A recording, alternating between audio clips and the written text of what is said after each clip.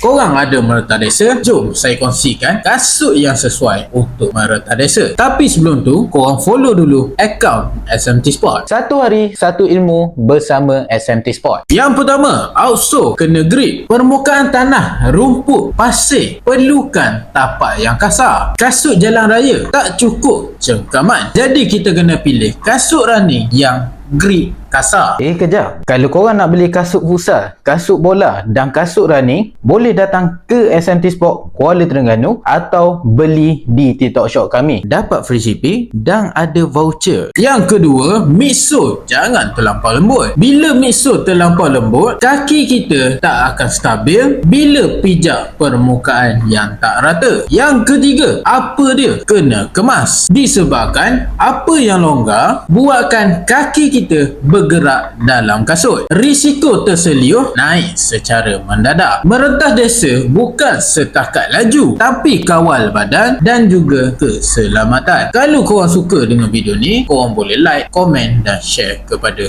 rakan-rakan korang.